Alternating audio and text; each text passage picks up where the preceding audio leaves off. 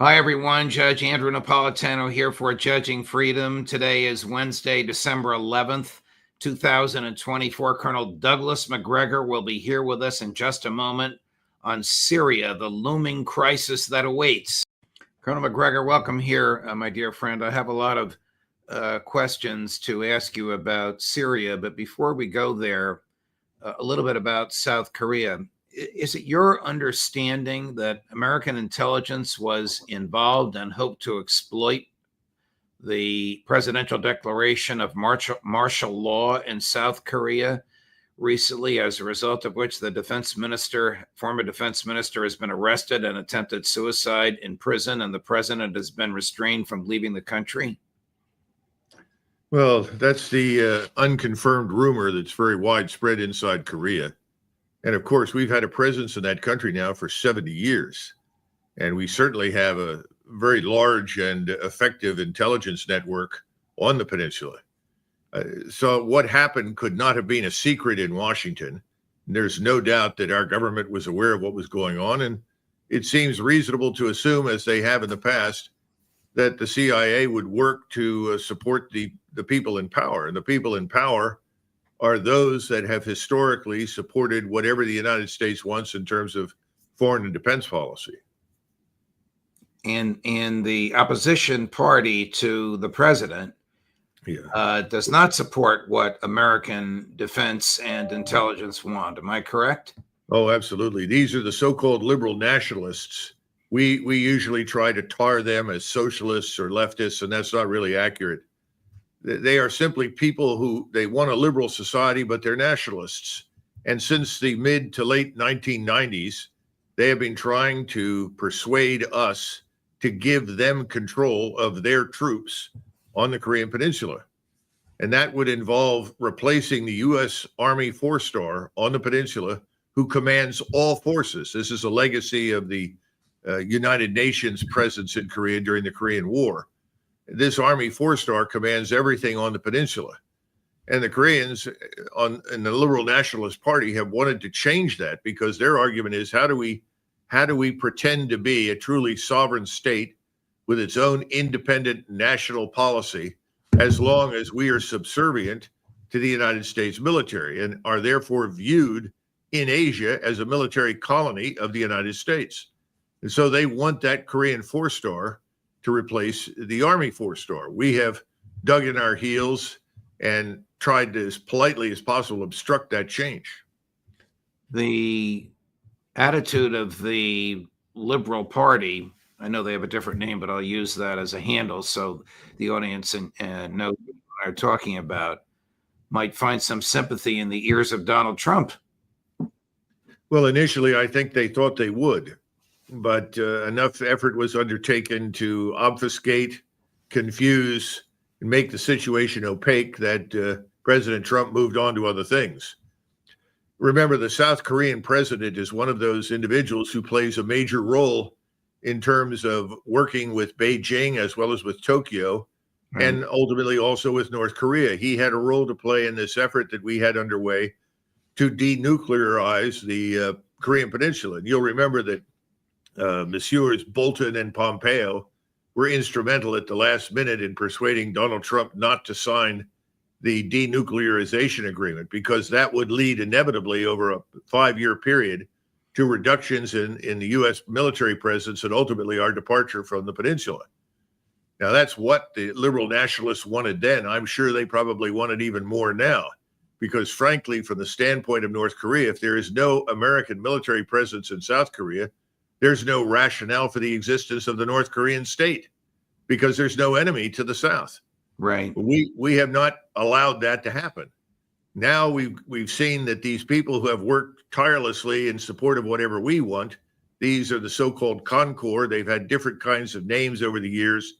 They're called conservatives, but they're really lackeys of the United States. And many of them, interestingly enough, have parents and grandparents who were lackeys of the Japanese back during the Japanese occupation. So it's a strange sort of set of circumstances, but they want to stay where they are as the permanent sort of cuddled puppy of America.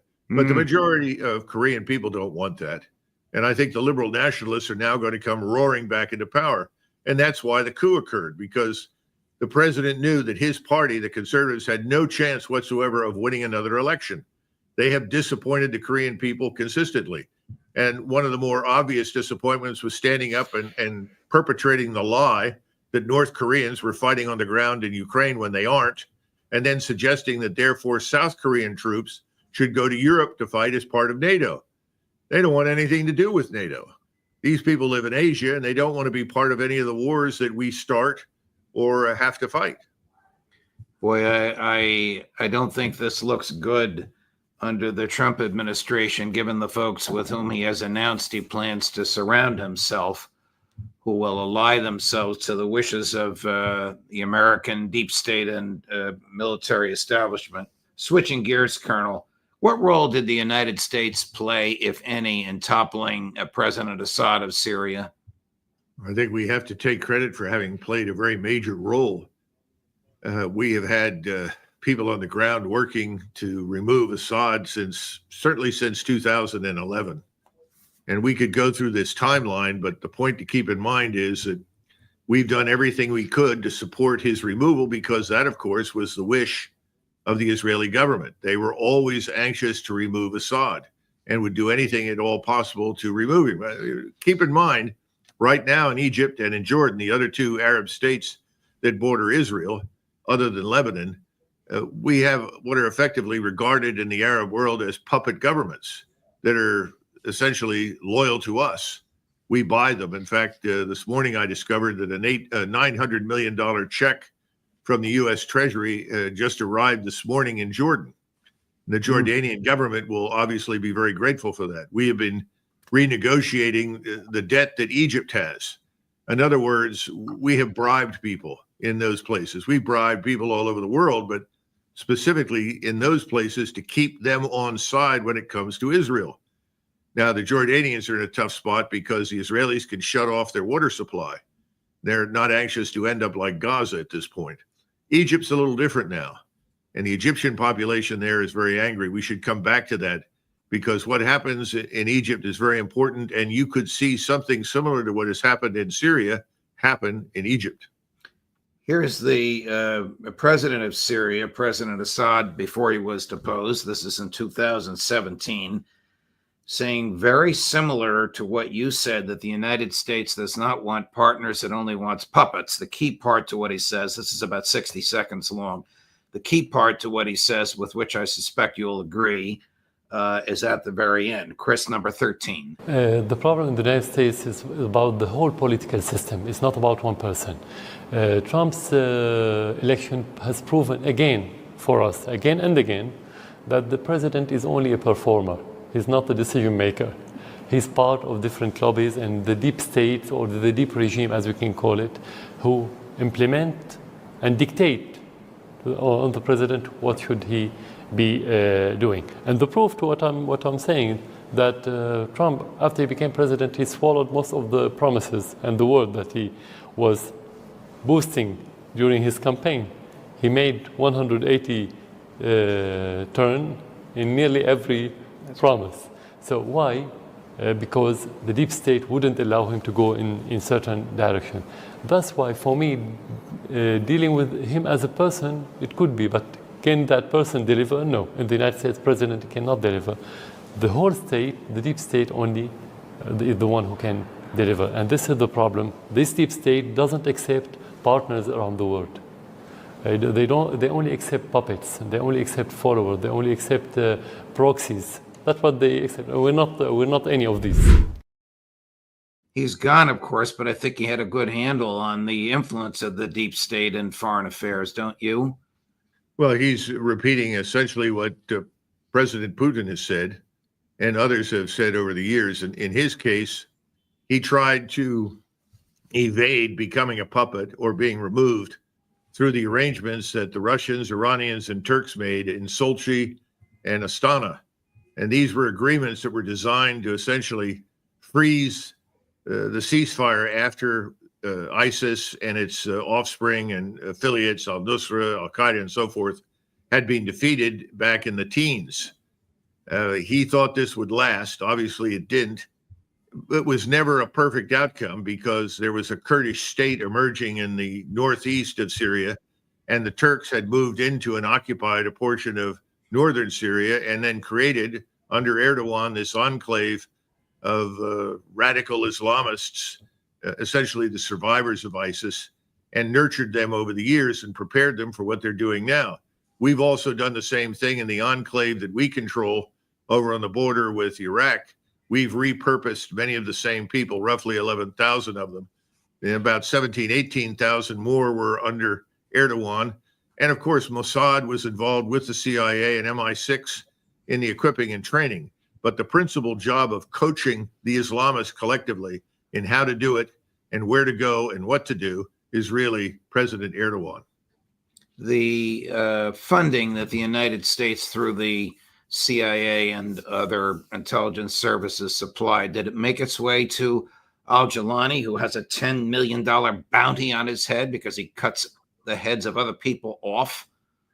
Well, I rather suspect so. And I don't think he's terribly worried about the bounty at this point because obviously we are his allies. Right. We are 100% aligned with them. And what you're seeing, and this is where we really ought to spend some time, people need to understand that we're watching something that we have not seen yet in the 21st century. We've seen it in the 20th century and earlier in European history, which is a formal partition of a third country by at least two other partners, maybe more, and that's Syria. It has an uncanny resemblance to the partitions of Poland in 1795 and the partitions of Poland later on again in 1939. Between 1795 and 1939, in both cases, the Polish state vanished and only came back later as a consequence of new powers emerging and demands made by the new winners of the Second World War. What we see in Syria is something similar. And we already know that the Israelis have forces on the outskirts of Damascus. And we know from the map that President Netanyahu held up in front of the UN when he spoke to it, showed effectively his Greater Israel plan. And the Greater Israel document includes the lower half of Syria, much of Jordan, and reaches all the way over into Egypt, as well as most of Lebanon. And this is very real now. 2 weeks ago, 3 weeks ago, when things were going very, very badly in southern Lebanon, as well as in Gaza, people lost sight of this. But this has been cooking for some time. We have ultimately had a great deal to do with organizing this. And of course, Mr. Erdogan has made no secret of his Ottoman aspirations or ambitions. He's got maps floating around on Turkish television that show Greece and Bulgaria as part of Turkey, along with most of the Caucasus, parts of northern Iran, and most of Syria and most of northern Iraq. So these are two states with two leaders right now, Netanyahu and Erdogan, who are determined to realize their dreams. And we have simply said, go for it. The problem with all of this is you've unleashed a tiger, or at least two tigers, and you don't know where this is all going to end up. And that's why people in Egypt are now very uneasy about the potential for the Muslim Brotherhood in Egypt to become another disciple of Erdogan in this great game. And we don't know what could possibly happen in Jordan and how long we will tolerate that state under anybody other than Israeli direction. And now if you move to Saudi Arabia and the Emirates, they are genuinely fearful. And they're not probably going to want to bet very heavily on any guarantees that we give them. It's a very strange situation. It's something nobody expected to see. We have always listened to people with aspirations and show us maps with new territory, but now these aspirations are realities, and the realities are dangerous for the entire region and potentially, depending upon how the rest of the world acts, to the world. Well, Prime Minister Netanyahu is being cross-examined in a criminal case in which he is the defendant accused of bribery in Tel Aviv. Is his IDF actually stealing land that 2 weeks ago was part of Syria? Well, I don't think they have to conquer much. They launched a furious air campaign over the last 72 hours to destroy virtually everything that had any military value on the ground in Syria. And I think that was also part of the broader plan to pay off all of the senior officers in the Syrian army to back down and turn everything over to them. That was very successful in terms of destroying what was there. That doesn't mean, though, that the Islamist hordes that are running wild across Syria don't have other sources of equipment and ammunition. They do. It's called Turkey. And the Turkish military is moving cautiously behind them. The Turkish military intelligence officers are forward. They're seeing what's happening. They're reporting. And again, Erdogan is coaching. We think they're probably going to kill at least 100,000 people if they haven't already done it in Syria. But Erdogan has coached them and say, don't kill everybody. Avoid villages that are Christian, avoid certain areas. We don't want to awaken the West to what's happening. And ultimately, I think that'll be the end of the Christian community in Syria, and probably inevitably what's left of it in Iraq, unless the Shiites in Iraq can protect them as they have in the past.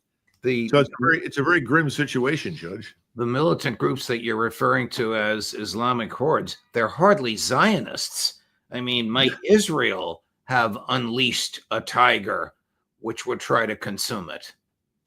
No, I think that's true. And if you just take a step back and think back to 1939, Guderian, who commanded forces in Poland, was sent to the demarcation line to meet his Soviet counterpart, where they would agree to the final line of demarcation between Soviet and German interests in 1939. And he remarked in his diary and later confided to Hitler that he had an ominous feeling about the whole thing, because he said, ultimately, this border has been moved from its former position, that is the Soviet border, 300 miles further to the west. He was obviously worried in the future about a Soviet attack. Now I think the Israelis are looking at the ground. There's not much in southern Syria, frankly. It's mostly open desert once you get off the Golan. And there's really nothing much until you get to Damascus. And it's very obvious that Mr. Netanyahu wants to claim Damascus. Now, once that's done and this line is drawn, they will gradually realize, I think, in Israel, if they haven't already, that they have moved Turkish power, influence, military capability, subterfuge, you name it, much, much closer to Israel than it has ever been before. And the Turks are formidable. In other words, whatever we're seeing now that looks like a honeymoon between these two groups that both want hegemony, it's not likely to last, Judge. Colonel, is there any moral or legal justification? Now, I suppose I could stop there and you'll say, Judge, the intelligence community, the deep state doesn't care about morality or law, but is there any moral or legal justification for American warplanes bombing military assets in Syria, the American government funding the terrorists, the jihadists that took over Syria? Is there even the remotest concern for American national security, or is all of this because of our obeisance to Israel? Well, I think most of it is Israeli connected. There's no question about it. We have supported Israel, and for many good reasons over many decades.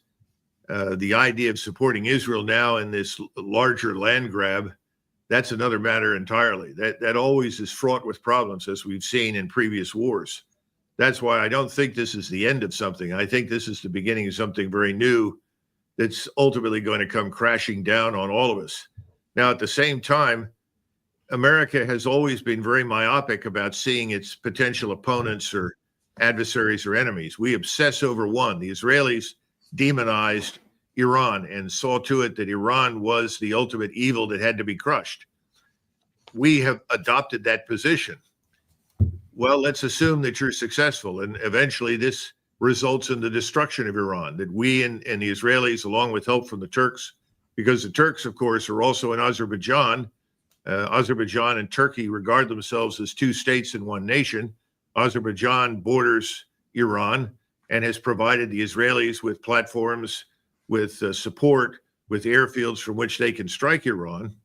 And of course, the Israelis have conferred enormous advantages militarily with drones and other equipment on the Turks in Azerbaijan, who are trying to drive out what remains of Armenia from the Caucasus. I think we're going to see that play out too in the near future. That'll be a second front for Iran, and God knows what will happen to the Armenians in the Caucasus. But the point is that we're so focused on the destruction of Iran as the principal problem. And that's something I've never signed up for and don't agree with.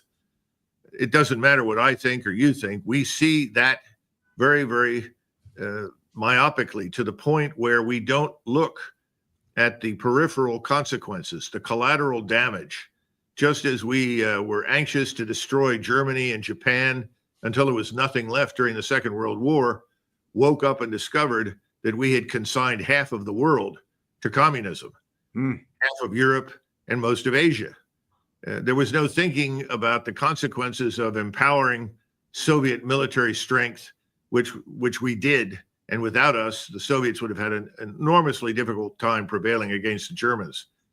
So we don't think about those things. We're so busy focusing in one direction that the consequences that are there are simply ignored. And I think what's happening right now is there will be great consequences strategically in the region. And by the way, remember, this is not something that the Russians signed up for, but the Russians have never regarded their position in the Middle East, especially in Syria, as the vital strategic outpost for Russian influence. It isn't.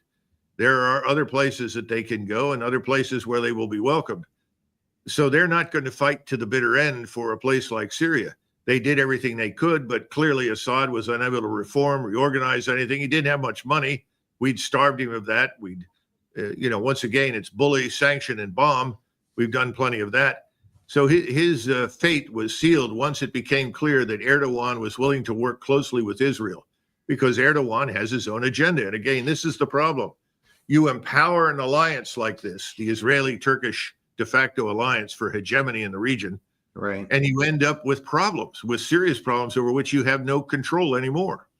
I remember a line from JFK's inaugural address: "Foolish people have tried to gain power by riding the back of a tiger and have ended up inside." We'll see what happens. Colonel, we have to go, but I must tell you that we are just a few subscriptions away from 499,000. Our goal, of course, is 500,000 by Christmas. I'm very happy, Judge. I would just like to make one final observation. I don't know whether or not everyone is aware of it, but the spokesperson in Moscow, this very striking lady who speaks beautifully, she announced today that all Russian citizens have been urged to leave the United States. Terrifying. But the subscriptions that we've achieved have been in large measure because of you and your time and your extraordinary brilliance. Thank you, Colonel. Thanks for everything. We'll see you again soon.